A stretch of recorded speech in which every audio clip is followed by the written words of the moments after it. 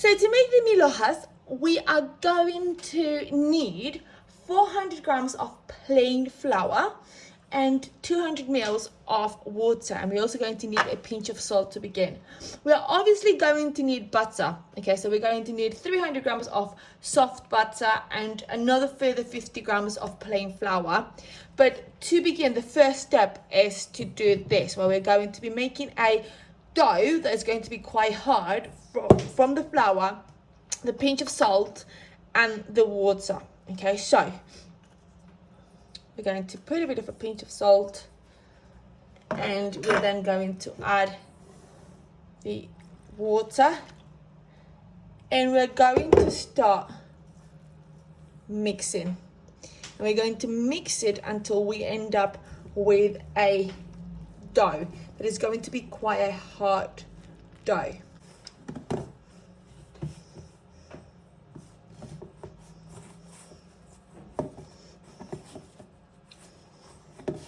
And you're going to just keep on kneading this dough until you end up with a soft, uniform dough, which is then ready to rest.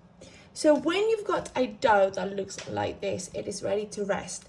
Now you're going to be resting it for about 20 to 30 minutes, not necessarily in the fridge. The purpose of resting it now is so that when you roll it, it's actually much easier to roll and it doesn't spring back as much. So we're just going to let it rest for about 20 minutes. So cover it with some cling film and let it rest. So whilst the dough is still resting, we are going to be mixing 300 grams of soft butter to make sure that the butter is soft, but you obviously don't want it to be too soft. We're going to be adding 50 grams of plain flour, and we're going to be folding it and mixing it together.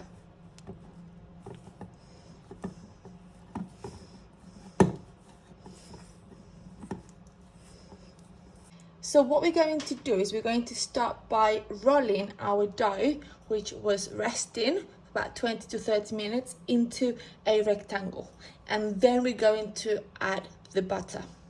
Now that we have rolled it into as much as a rectangle as possible, we are ready to add our butter. So we are going to be putting the butter in the center.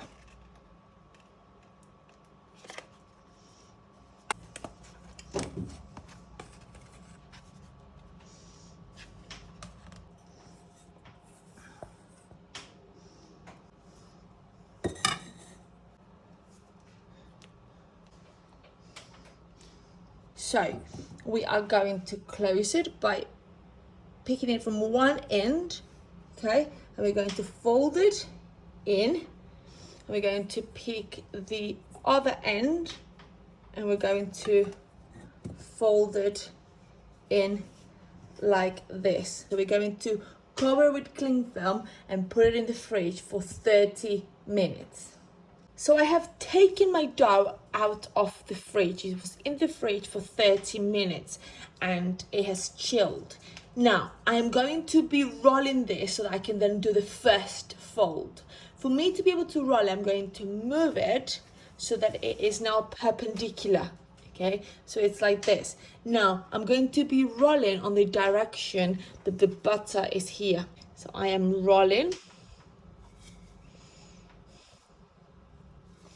my dough.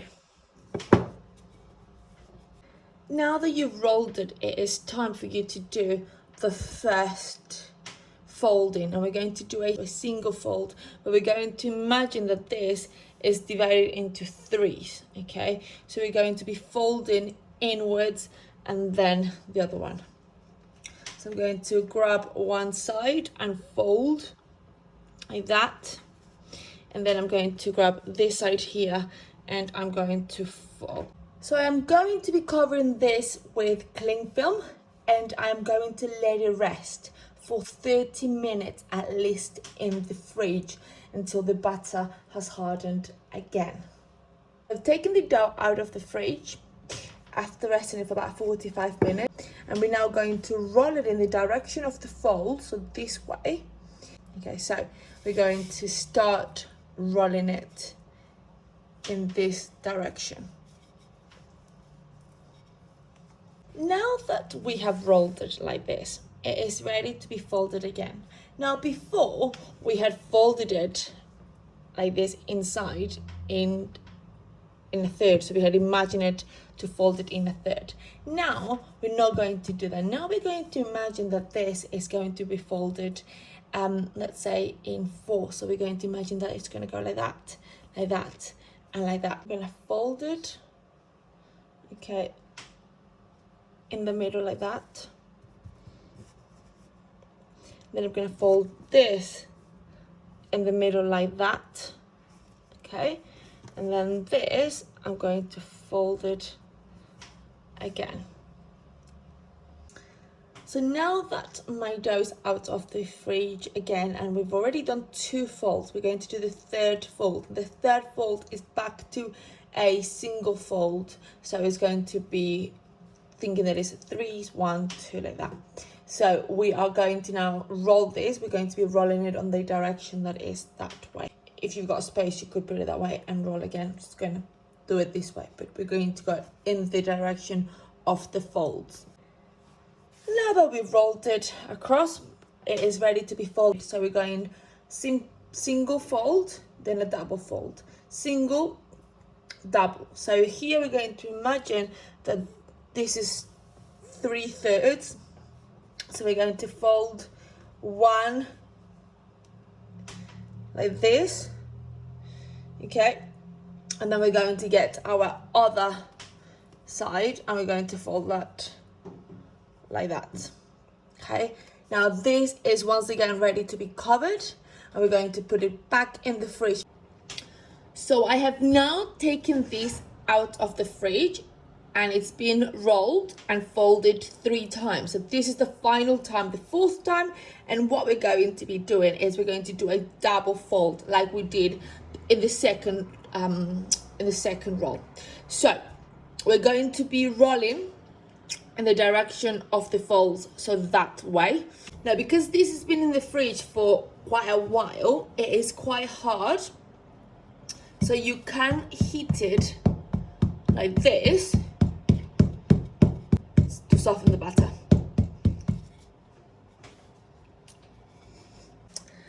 So now that we have rolled it out completely, we have to do a double fold. So we pick up one part here.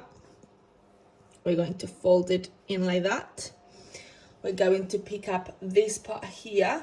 We're going to do the same thing. We're going to fold it in. And now we are going to fold it like a book. Okay. And this is again ready to be refrigerated. So you can go in the fridge for at least an hour. But if you can let it rest, for example, overnight, that's even better. Now that my dough has chilled for the 4th and final time, I'm going to be rolling it. I'm going to be cutting it in a circle that is 23 centimeters in diameter. I've just put the oven to preheat at 200 degrees Celsius, so it has to be a really hot oven. Let's get started with the rolling. Now that I have rolled my dough on this side like this, it is ready for me to cut my first disc.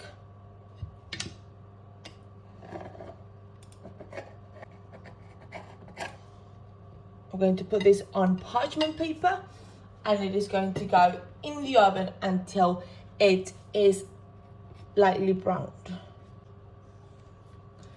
there we go. Let's do the second one. We're going to do 4 of these circles in total. We're going to start decorating our Milhojas, and for that we're going to need some dulce de leche. So I've got here dulce de leche repostero or for baking. If you've got the normal dulce de leche that you find in, for example, Waitrose, or the caramel from Nestle Carnation, that is absolutely fine. It's just that it is a bit more runny, so it's going to drip. Whereas this one, it's quite a thick dulce de leche, and so if you have a look, this is not going to be dripping as much on this side, so it's going to build a taller more neater Milhojas. So I've got here dulce de leche, and I'm going to start decorating and filling my Milhojas. So after filling with the dulce de leche, I'm going to put the next layer on top, and I'm going to fill this one with dulce de leche now. Now that your 3 layers are filled with dulce de leche, so we've got 1, 2, 3, it's time to put the last layer on top. Now you can press it slightly, but you don't want to press it too much that it then cracks. Okay, now that we've got this, I'm going to lift it so you can see like that. Okay, we've got our layers. I'm going to cover the side of my Milhojas all around here with dulce de leche. Now that your Milhojas looks like this and it's been covered around with dulce de leche, we are going to be putting some chopped almonds around it. Once you've got all of the sides of your Milhojas covered with the chopped almonds, we're going to be making a few swirls of dulce de leche. After you have decorated your Milhojas with the dulce de leche piping at the top, it is ready to be covered here with chocolates. And here I've got 100 grams of dark chocolate and 50 grams of butter, and it's been melted. I'm now going to use this to cover the cake here.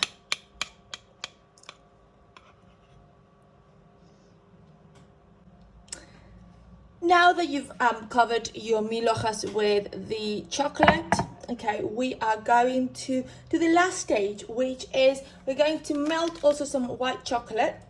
We're going to put in a piping bag, and you can either use a knife or a little stick like this, and we are going to be decorating the center of the cake. So do a little circle, okay, and then we're going in the middle, and then we're going to do 1 circle around it like this, another circle. Once you've got your circles like this, what we're going to do is we're going to get our little stick or your knife, and we are going to, so if you've got a clean knife, you can do the same thing. Clean your knife again.